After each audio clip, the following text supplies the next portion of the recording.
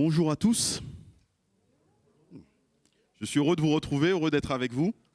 Après un temps où le week-end dernier, j'avais dû m'absenter, et vous le comprenez, j'étais invité sur l'église du Péage en Roussillon. Donc je vous rapporte les salutations de l'église du Péage en Roussillon et de son pasteur, Dino Mifundu, qui était venu il y a quelque temps en arrière avec nous. On avait passé un bon moment dans la présence du Seigneur avec lui, qui nous avait partagé le bon message de Dieu.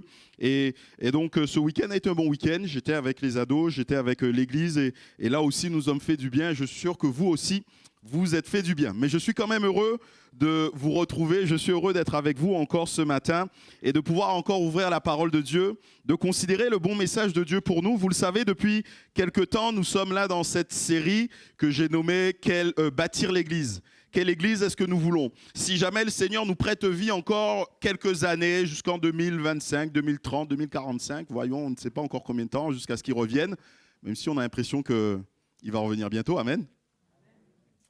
En attendant que le Seigneur revienne, nous voulons être vigilants et bâtir l'Église comme lui l'entend, comme lui le veut. Nous avons vu certains principes qui sont importants et qu'il nous faut remettre d'aplomb. Bâtir l'Église, ça commence déjà par bâtir ce fondement, c'est s'appuyer sur ce fondement qu'est Jésus-Christ. Ça continue par cette pierre d'angle qu'est Jésus-Christ et toutes les pierres, nous qui sommes alignés les unes aux autres par rapport à Jésus-Christ. C'est aussi le fait, et nous l'avions vu, être une église ambitieuse.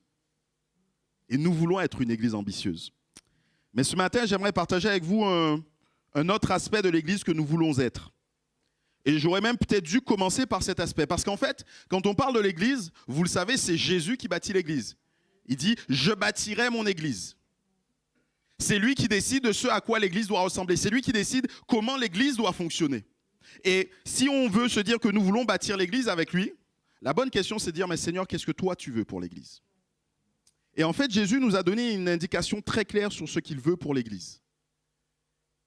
Et je le résumerai comme ça. En deux mots, il veut une Église pentecôtiste. Il veut une Église pentecôtiste. Alors vous me direz, oui, on ne trouve pas ça écrit dans la Bible. Effectivement, on ne trouve pas écrit Église pentecôtiste dans la Bible. Mais on trouve cette expérience de la Pentecôte qui s'est produite après l'ascension de Christ. On trouve cette expérience de la Pentecôte et quand on lit les Écritures, on se rend compte que cette expérience de la Pentecôte a transformé toute l'Église. Que l'Église est devenue ce qu'elle est, que l'Église est devenue Église parce qu'il y a eu la Pentecôte. S'il n'y avait pas eu l'expérience de la Pentecôte, s'il n'y avait pas eu ce point initial, ce point de départ, l'Église ne serait jamais devenue ce que Jésus attendait d'elle. Jésus, en s'en allant, a donné une très grande mission à l'Église. Matthieu 28, au verset 20, Matthieu chapitre 28, verset 20. Ceux qui font la lecture de la Bible en un an, normalement, vous pouvez me dire ça par cœur. Il y a quelqu'un qui se lance? Matthieu 28, verset 20, plutôt à partir du verset 19. Allez, faites de toutes les nations des disciples et baptisez-les au nom du Père, du Fils et du Saint-Esprit. Et enseignez-leur à observer tout ce que je vous ai prescrit. Voici, je suis avec vous tous les jours jusqu'à la fin du monde. Ceux qui font la lecture avec nous, avec les disciples là, de la Bible en un an, ce verset, c'est le verset que nous devons apprendre par cœur ce mois-ci. Donc voilà, c'était juste une petite révision. Voici la mission que Jésus a donnée, que Jésus a impliquée, a demandé à l'Église d'accomplir. Et cette mission ne peut pas être remplie avec nos propres moyens, bien-aimés. Cette mission ne peut pas être remplie avec ma propre intelligence. Cette mission ne peut pas être remplie avec mes propres capacités. Pour que cette mission soit remplie, pour que cette mission soit atteinte, il fallait une chose, il fallait la Pentecôte. Nous voulons bâtir une église pentecôtiste. Et je vais m'appuyer sur la vie d'un homme qui va nous permettre de comprendre ce que Dieu entend et ce que Dieu veut pour nous lorsqu'il parle d'église pentecôtiste. Bien sûr, vous comprenez que si on veut une église pentecôtiste, il nous faut des croyants, il nous faut des chrétiens qui soient des chrétiens pentecôtistes. Et on va faire une première lecture dans le livre des Actes au chapitre 6. Et nous allons considérer quelques événements de la vie d'Étienne, ou en tout cas ce que la Bible nous en rapporte. Acte 6, verset 1er. Vous avez trouvé Acte 6, 1er. En ce temps-là, le nombre des disciples augmentait. Les hellénistes murmuraient contre les Hébreux parce que leurs veuves étaient négligées dans la distribution qui se faisait chaque jour. Les 12 convoquèrent la multitude des disciples et dirent « Il n'est pas convenable que nous laissions la parole pour servir aux tables. C'est pourquoi, frères, choisissez parmi vous 7 hommes de qui l'on rend de bons témoignages, qui soient pleins d'Esprit Saint et de sagesse, et que nous chargerons de cet emploi. Et nous continuerons à nous appliquer à la prière et au ministère de la parole. » Cette proposition plut à toute l'assemblée. Ils élirent Étienne, homme plein de foi et d'Esprit Saint, Philippe, Prochore, Nicanor, Timon, Parménéas et Nicolas, prosélytes d'Antioche. Ils les présentèrent aux apôtres qui, après avoir prié, leur imposèrent les mains. Amen. On va considérer quelques événements de la vie d'Étienne. Et là, il nous est dit d'Étienne qu'il était rempli d'Esprit Saint.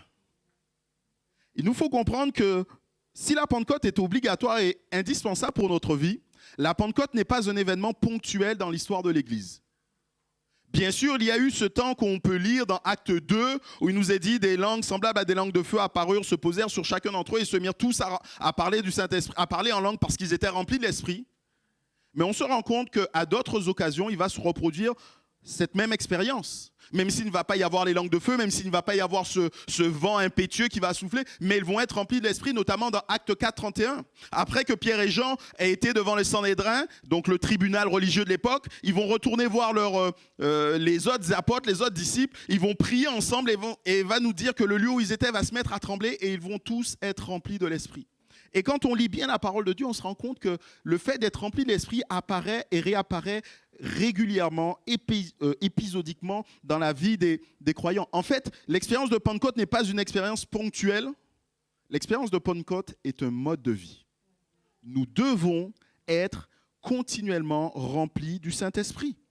Et les premiers chrétiens considéraient cela comme quelque chose d'important. Ce n'était même pas une option pour eux. Ce n'était même pas quelque chose duquel on ne pouvait se séparer. Ce n'était même pas quelque chose duquel on ne pouvait ne pas vivre. Non, c'était une expérience à vivre. Une expérience à vivre, pourquoi? Parce que Dieu l'avait promis. Ça nous renvoie là dans l'Ancien Testament, dans Joël. Dans les derniers temps, je répandrai de mon esprit sur toute chair. Vos fils et vos filles prophétiseront, vos vieillards auront des songes et vos jeunes gens auront des visions, ainsi de suite. Et c'est ce que Pierre a dit lorsque cela s'est réalisé. Il a dit voilà, c'est l'accomplissement de cette prophétie. Et donc on comprend que depuis que Jésus est arrivé dans le monde et depuis que le Saint-Esprit était répandu, nous sommes dans les temps de la fin, bibliquement parlant. C'est une expérience qui était amenée à vivre parce que Jésus leur a recommandé de vivre cette expérience. Attendez, vous recevrez une puissance survenant sur vous, le Saint-Esprit, et vous serez mes témoins. Jésus leur demande d'attendre. Jésus leur demande d'expérimenter. Ce sont les dernières paroles de Jésus et il le savait, il comprenait l'importance de cela. Et même Pierre, alors qu'il va parler ce jour à la Pentecôte, alors qu'il va parler à cette foule immense, dira à un moment donné dans Acte 2, verset 38, il dira « Repentez-vous, que chacun de vous soit baptisé au nom de Jésus-Christ pour le pardon de ses péchés et recevrez le don du Saint-Esprit. Car la promesse, elle est pour qui ? Elle est pour vous, pour vos enfants et pour tous ceux qui sont au loin, en aussi grand nombre que le Seigneur les appellera. » Ce que Pierre est en train de nous dire ici, que cette expérience n'est pas simplement pour ceux qui étaient là le jour de la Pentecôte et qui ont vécu ça à ce moment-là. Il est en train de nous dire que cette expérience n'est pas simplement pour les premiers chrétiens qui vivaient au Moyen-Orient au 1er siècle après la mort de Jésus-Christ. Cette expérience est pour tous, en aussi grand nombre que le Seigneur les appellera. Si vous avez été appelé du Seigneur, cette expérience est pour vous. Si vous avez été appelé du Seigneur, vous devez vivre cette expérience. C'est une expérience indispensable. Les premiers croyants, je le redis, pour eux, être remplis de l'Esprit était la normalité de la vie de l'Église. Et on le voit quand on lit d'ailleurs, là dans ce passage que nous avons lu concernant Étienne, vous comprenez ce qui se passe, il y a un problème, l'Église grandit, il y a plus de 5000 personnes, il y a toujours les 12 apôtres qui s'occupent là de l'Église et ils étaient occupés au service des tables. C'est-à-dire qu'ils étaient de ceux qui donnaient à manger à ceux qui en avaient besoin. Il nous a dit qu'ils mettaient tout en commun et on distribuait les biens aux pauvres. Et donc ils distribuaient. C'était un travail, un service, on va le dire comme ça, qui n'était pas très spirituel. Et pourtant, dans les recommandations qu'ils font, il dira, c'est pourquoi, frères, choisissez parmi vous cet homme de qui l'on rend un bon témoignage et qui soit plein de l'Esprit Saint et de sagesse. Il y a deux choses ici qui sont demandées. La première de ces choses, c'est qu'ils aient un bon témoignage. Et la deuxième, c'est qu'ils soient pleins d'Esprit Saint. Souvent, dans nos milieux, dans nos églises, les assemblées de Dieu, on a pu, des fois, beaucoup mettre l'accent sur la deuxième chose et oublier la première chose. Avoir un bon témoignage. Avoir un bon témoignage doit être la résultante d'être rempli de l'Esprit, bien-aimé.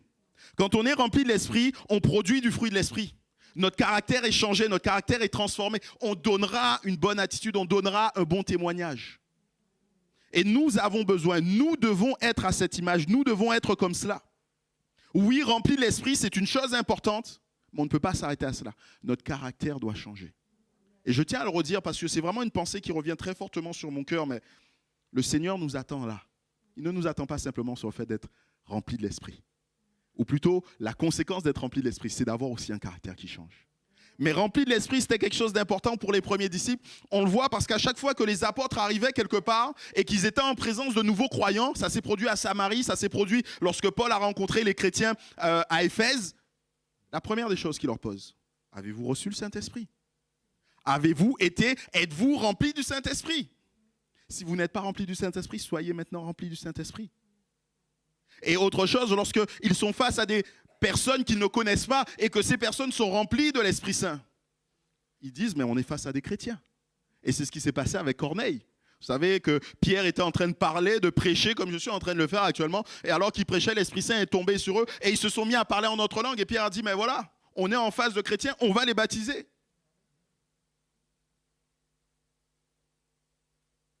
L'Église doit être une église de Pentecôte. Nous devons être remplis de l'Esprit.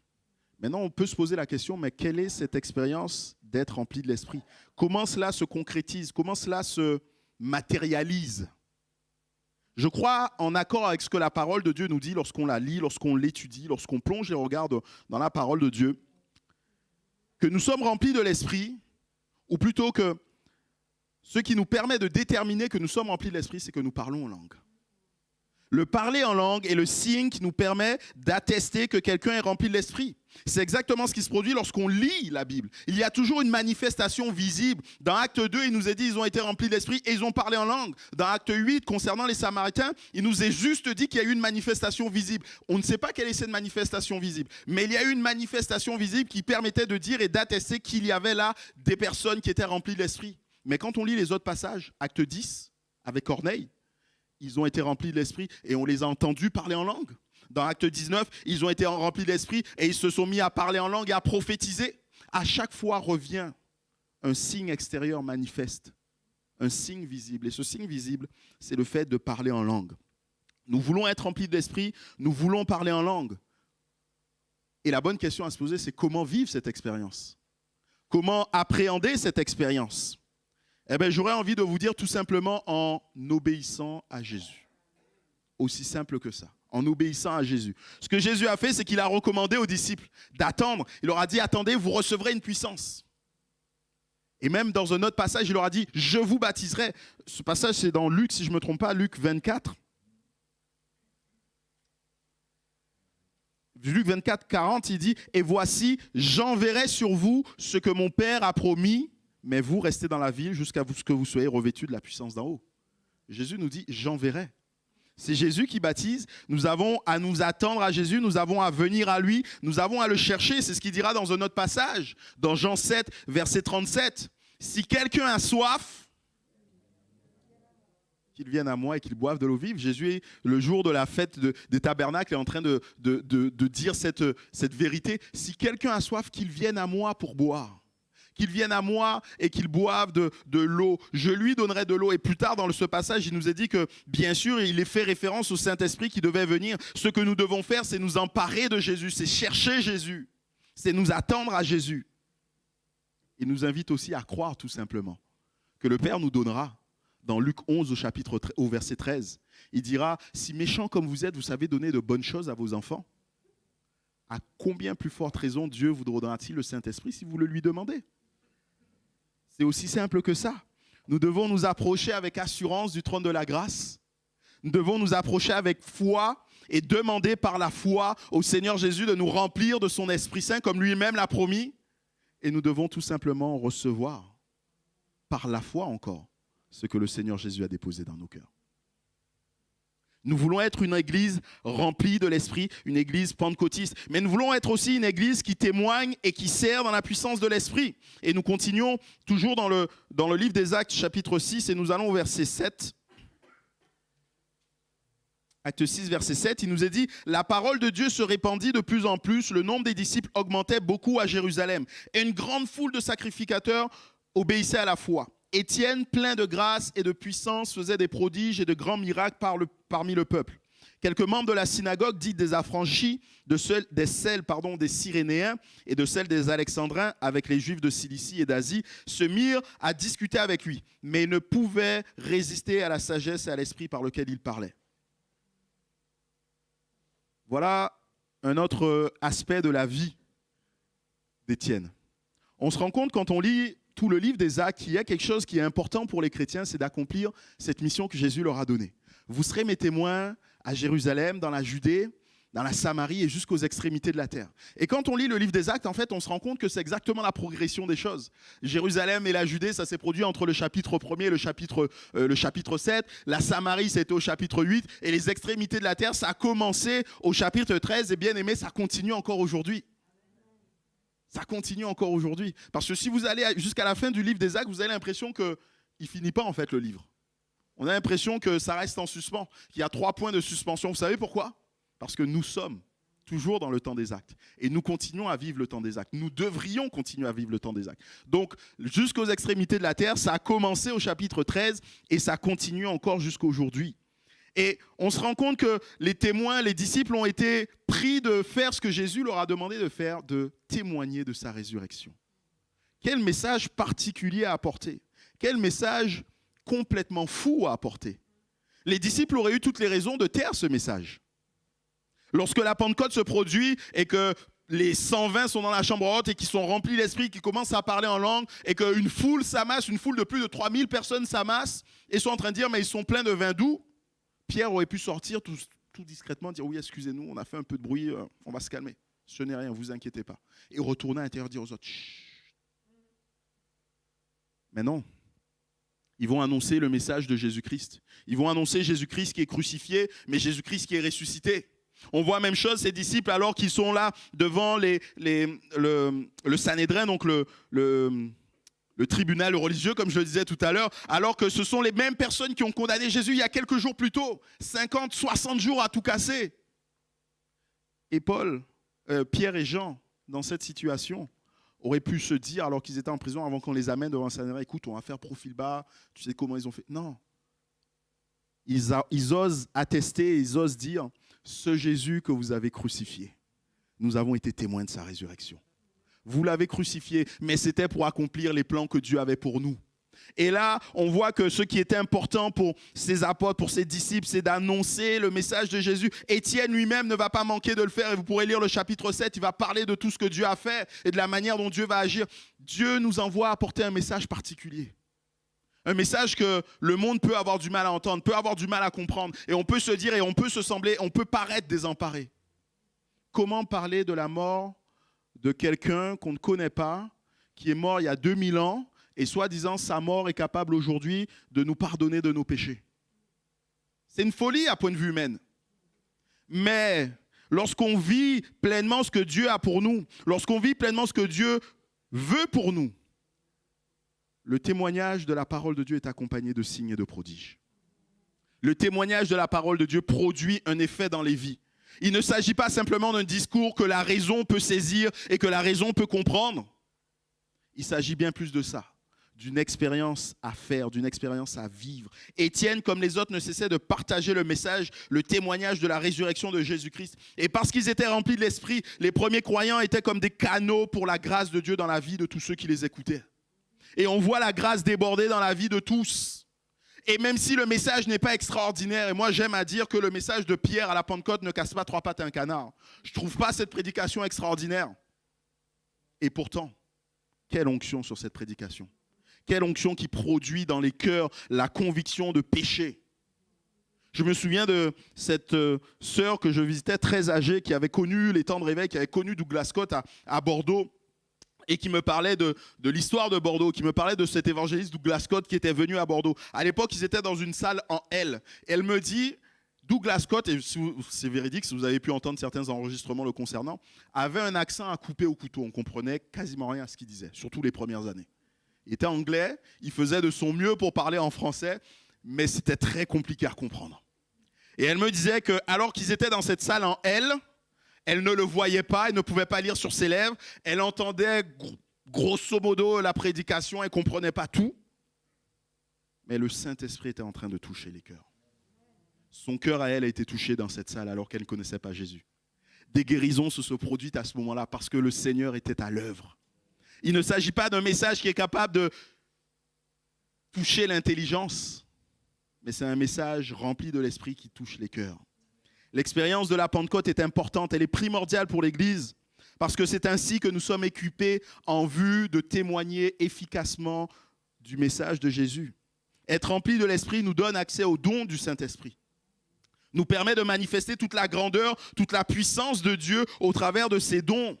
Et mes bien-aimés, j'aimerais vous dire que ces dons ne sont pas réservés à quelques-uns. Tout comme le baptême dans l'Esprit n'était pas réservé aux chrétiens du premier siècle en Palestine, ici, les dons de l'Esprit ne sont pas réservés à certains, ne sont pas réservés aux apôtres, ne sont pas réservés aux pasteurs. En fait, c'est le souhait de Dieu pour tous ses disciples. Dans Marc 16, à la fin de l'évangile de Marc, Marc 16, au verset 17, c'est Jésus qui parle et dit « Voici les miracles qui accompagneront ceux qui auront cru en mon nom.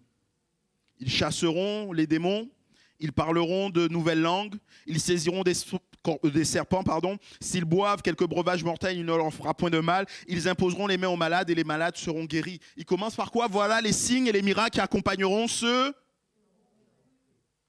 Est-ce que vous croyez ce matin? Parce que nous croyons toutes ces vérités sont à notre portée. Bien sûr, on ne va pas s'amuser à courir après les personnes qui sont possédées pour les chasser, pour chasser les démons. Ce n'est pas le cas, Jésus ne le faisait pas. Bien sûr, on ne va pas s'amuser à boire volontairement de la javel pour dire, il a dit, s'ils boivent quelques breuvages mortels, il ne leur fera aucun mal. Ici, on n'est pas dans du spectacle. On est là tout simplement dans la démonstration de la puissance de Dieu. Lorsque nous sommes là en train de parler de Dieu, de donner, d'expliquer qui est Jésus. Jésus est celui qui vient confirmer le message de sa parole par des prodiges et des miracles. Et il nous donne toutes sortes de dons. Et quand vous lisez la Bible, vous trouvez beaucoup de dons et on va s'arrêter. Enfin, on va même pas s'arrêter, on va les survoler, puisque mon but n'est pas qu'on s'arrête dessus. Mais au moins survoler les dons que nous trouvons dans 1 Corinthiens 12, versets 8 à 10. Il y a ces dons qu'on pourrait appeler les dons de révélation, paroles de sagesse, paroles de connaissance, discernement des esprits, qui sont des dons que Dieu nous donne et qui nous permet, lorsqu'on ne connaît même pas une situation, de dire ce qui se passe et d'apporter la sagesse de Dieu, de révéler les cœurs, de dévoiler les cœurs, peut-être même de dévoiler les esprits qui agissent derrière. Des dons de puissance, la foi, les miracles et les guérisons. Oui, Dieu est encore celui qui agit aujourd'hui. Oui, j'ose à le dire, Dieu est encore celui qui guérit. Oui, j'ose à le dire, Jésus est encore celui qui fait des miracles dans notre époque. Et nous voulons encore vivre ces choses, nous voulons encore voir ces choses. Et les dons d'inspiration, les langues, l'interprétation et la prophétie. Dieu est celui qui dépose encore sur nos cœurs des messages que nous devons donner, apporter à ceux qui cherchent Dieu. Et là aussi, la même chose, c'est la question, c'est de dire, mais comment vivre ces dons? La première des choses, c'est d'être rempli de l'Esprit. Je pense que ça commence par être rempli de l'Esprit. Quand on est rempli de l'Esprit, quand on est baptisé du Saint-Esprit, on a accès à tous ces dons. On a accès à toute la plénitude de la puissance de Dieu. Mais on sent ensuite de réaliser que chacun a reçu un don. C'est ce que nous dit la Bible, 1 Corinthiens 12, verset 7. Chacun a reçu un don et doit l'exprimer selon la foi et selon ce que Dieu lui demande. Nous devons avoir cette certitude, Seigneur, tu donnes. Et parce que ta Bible, parce que la parole nous dit que tu as donné, je veux encore exprimer ce don. Nous devons encore avoir cette certitude, c'est que l'Esprit distribue les dons. Et l'Esprit est tout prêt, tout enclin à encore donner des dons, pour peu que nous aspirions aux dons. Aspirer aux dons les meilleurs, nous dit Paul. Quel est le don le meilleur? J'ai envie de dire, c'est le don qui est le plus utile dans la situation où on est. Et des fois, on ne sait pas quel est le don le meilleur, mais ce n'est pas grave. Priez pour le don qu'il y a sur votre cœur. Il y a quelque temps, on avait pris ce temps, alors qu'on était là dans ce temps de jeûne et prière, j'avais invité l'Église à prier pour les dons. À dire, mais ose demander au Seigneur. Dis pas, Seigneur, donne-moi un don. Mais Seigneur, tu vois, je m'attends particulièrement à ce don de prophétie. Viens me remplir pour que je puisse prophétiser. Seigneur, je m'attends à ce don de miracle. Viens encore me remplir, que je puisse faire ces miracles dans la gloire de ton nom. Pas pour moi, Seigneur, pas pour faire un show, pas pour faire un spectacle, mais pour confirmer ta parole. Nous croyons à cela. Et un dernier aspect des choses que je voudrais soulever concernant la vie d'Étienne, nous allons juste tourner la Bible dans la fin du chapitre 7, toujours du livre des Actes, au verset 54.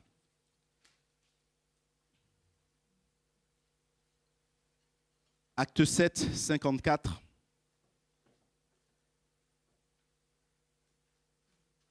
Il nous est dit, en entendant ces paroles, ils étaient furieux dans leur cœur et ils grinçaient des dents contre lui.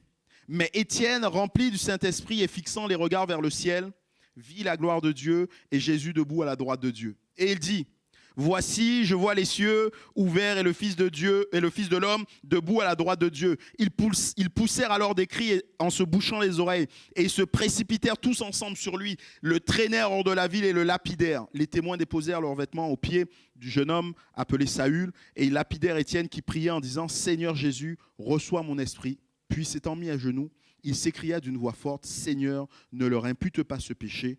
Et après ces paroles, il s'endormit. Et j'ai été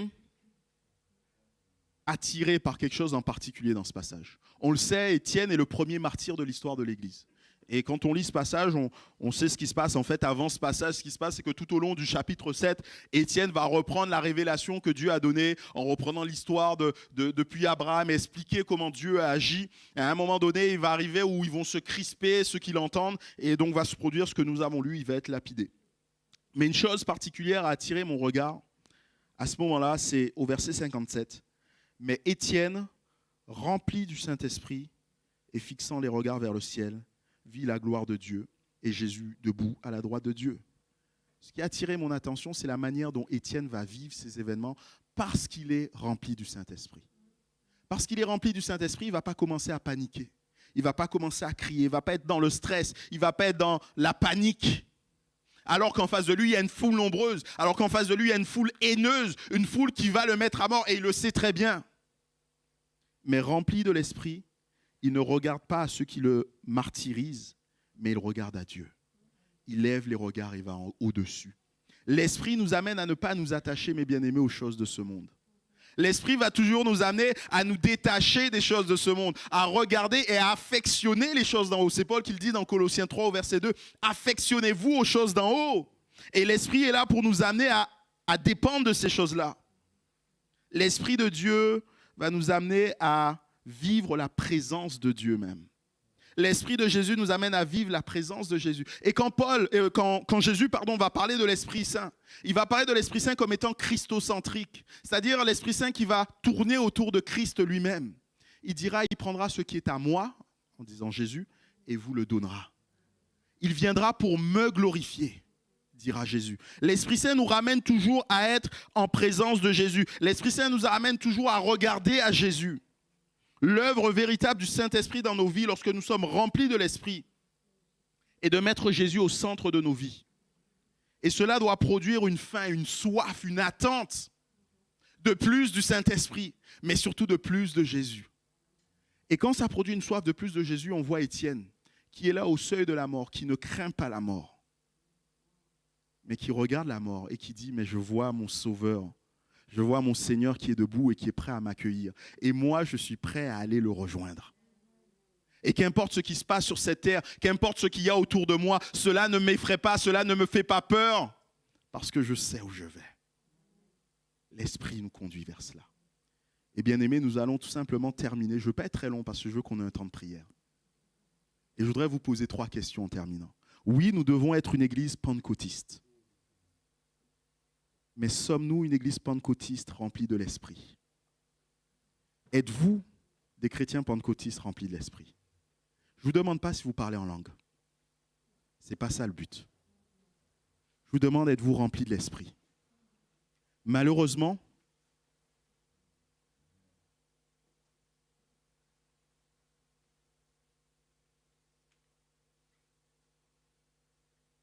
nous sommes des outre-percés.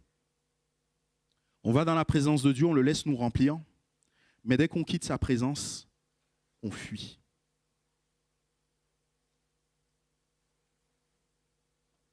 On fuit parce qu'il y a tellement de choses dans nos vies qui ne sont pas à la gloire de Dieu.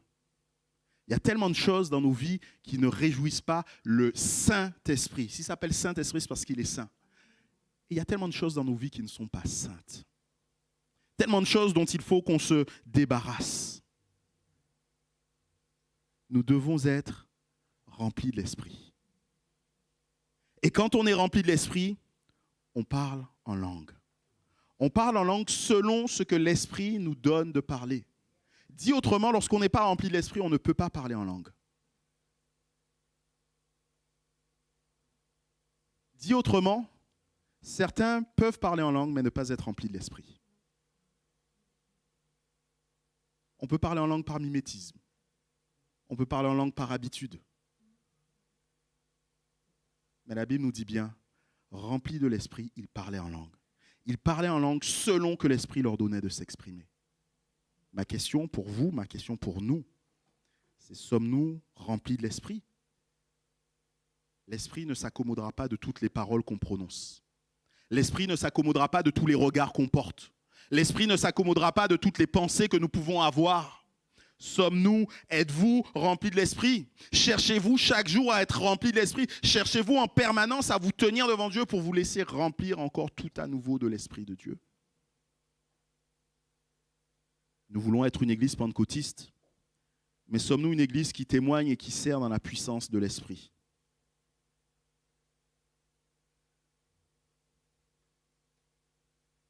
Le diable sait que l'annonce de la parole de Dieu par des chrétiens remplis de l'Esprit produit un fruit.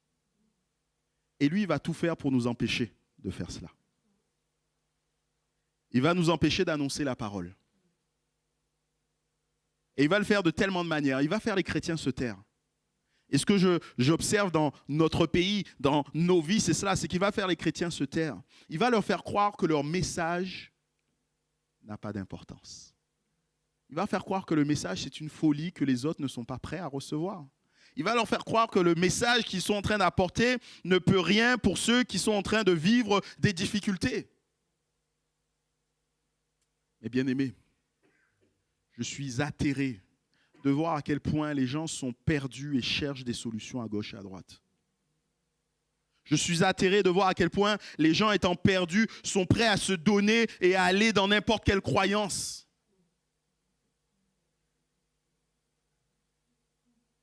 On a peur de parler de Jésus-Christ mort, crucifié et ressuscité. Mais certains ne se privent pas pour parler du pouvoir que les pierres pourraient avoir. On a peur de dire que Jésus est encore celui qui pardonne les péchés, qui guérit, qui sauve.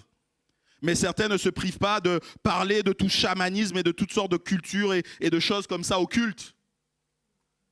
On a peur de prier pour quelqu'un et de croire que Dieu est capable de le bénir. Et pourtant, certains ont recours aux guérisseurs et ne craignent pas cela. Le diable va chercher à nous empêcher de parler, à nous faire taire. Il va chercher à nous empêcher d'être remplis de l'Esprit, je le redis. Parce que peut-être qu'on va parler, mais si on n'est pas rempli de l'Esprit et qu'on parle, ça n'a pas grande importance, ça n'a pas un impact particulier. Et il va chercher à nous empêcher d'être remplis de l'Esprit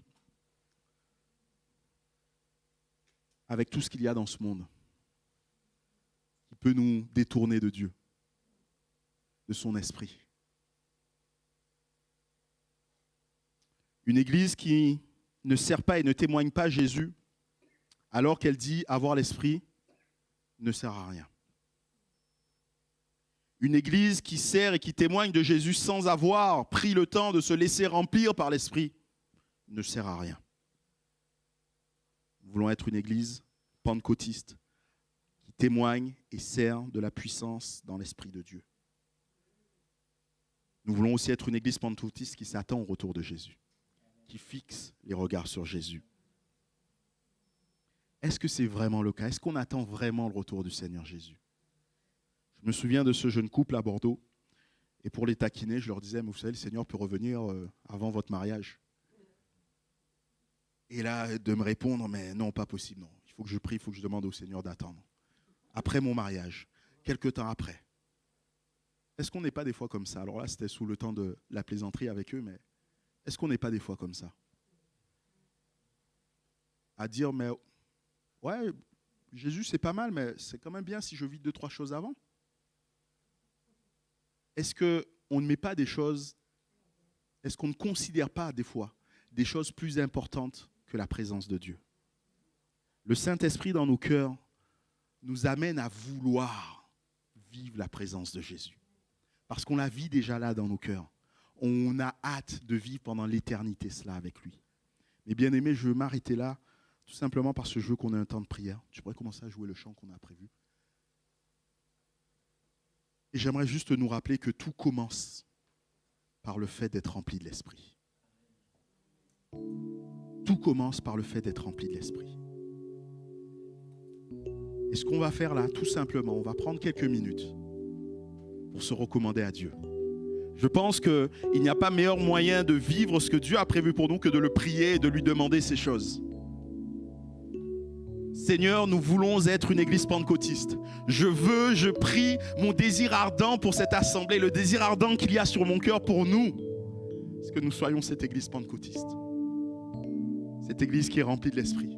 Cette église qui témoigne, qui sert dans la puissance de l'Esprit. Cette église qui attend, qui chérit le retour du Seigneur Jésus. Nous avons besoin de cela. Nous n'avons pas besoin d'autre chose que de l'Esprit. C'est la seule chose que Jésus a dit qui était importante. Lorsqu'il s'en est allé en disant à ses disciples, attendez, vous recevrez une puissance.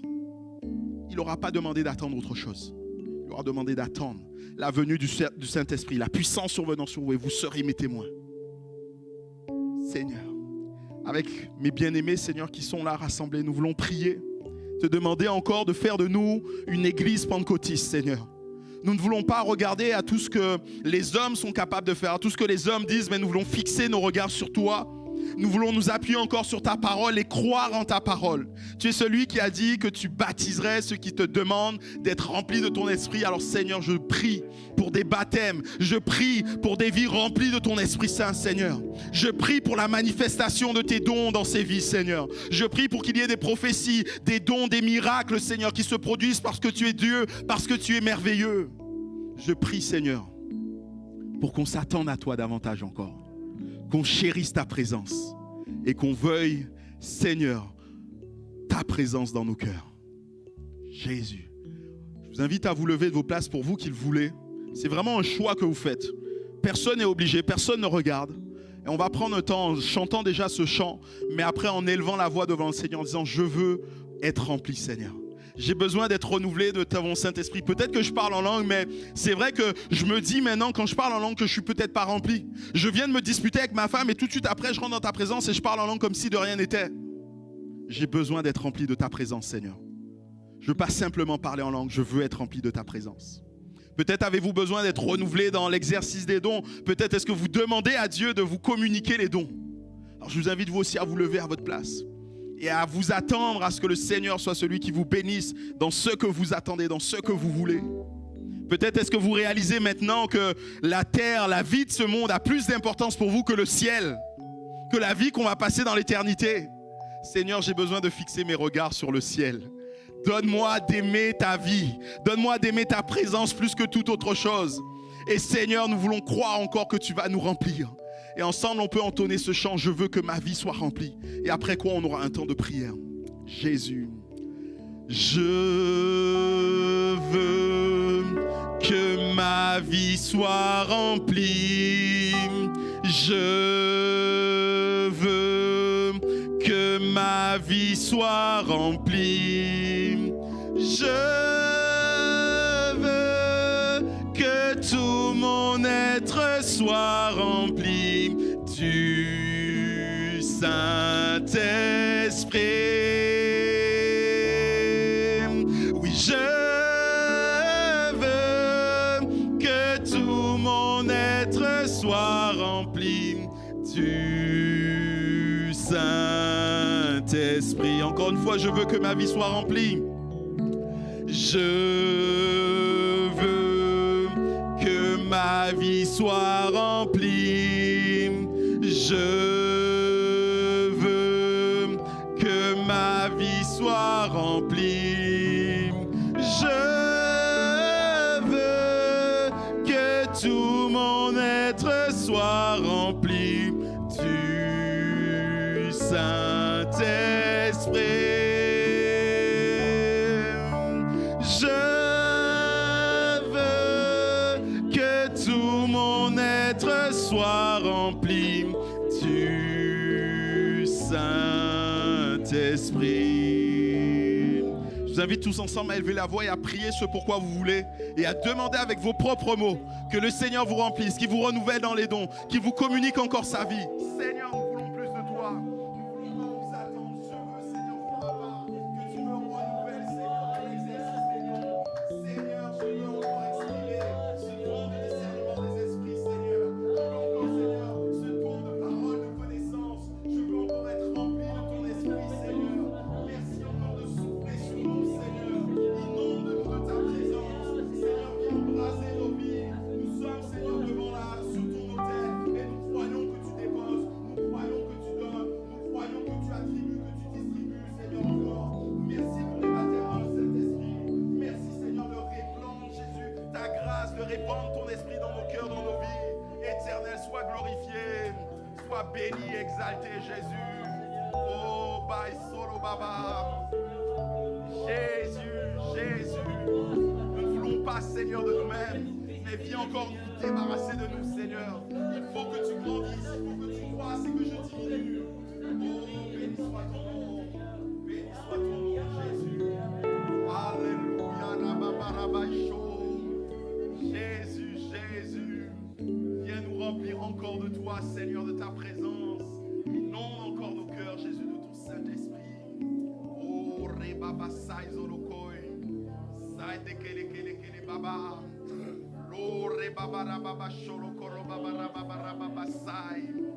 Jizolokoi, Jésus, Jésus, remplis-nous de ta présence, Seigneur. Oh, reba sai de kele baba rababa soi.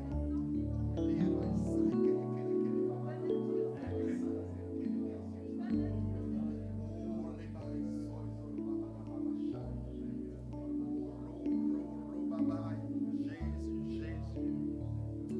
Seigneur, ta grâce encore, Jésus. Oh Jésus, que ton nom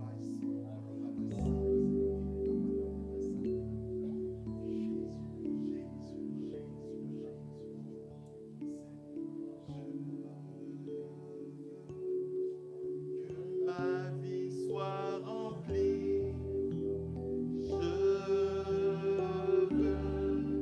que nos vies soient remplies,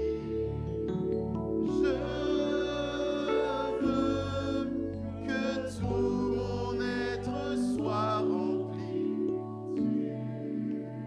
de l'Esprit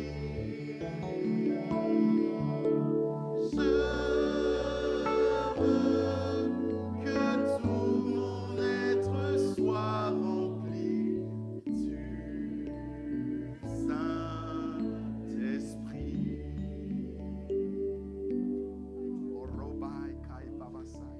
Seigneur, en ton nom, je veux bénir cette assemblée que nous formons. En ton nom, Seigneur, je veux bénir cette église que nous sommes. Je veux encore, Seigneur, bénir cette église sur laquelle tu vas encore souffler de ton esprit. Cette église qui va encore expérimenter cette Pentecôte, cette expérience surnaturelle du Saint-Esprit survenant sur nous, qui nous remplit de ton esprit et qui nous rend capables d'être ces témoins que tu veux, Seigneur, pour la seule gloire de ton nom. Je veux nous bénir, Seigneur, parce qu'en accord avec ta parole, j'ai la certitude que tu vas baptiser dans le Saint-Esprit, que tu vas distribuer les dons, Seigneur, et que tu vas remplir nos cœurs. Merci, Seigneur, pour ton action dans les vies. Merci pour ton action dans nos cœurs et dans nos vies, Jésus. Gloire soit rendue à ton précieux nom, mon Père. Amen. Amen. Amen. Vous pouvez reprendre place les uns et les autres.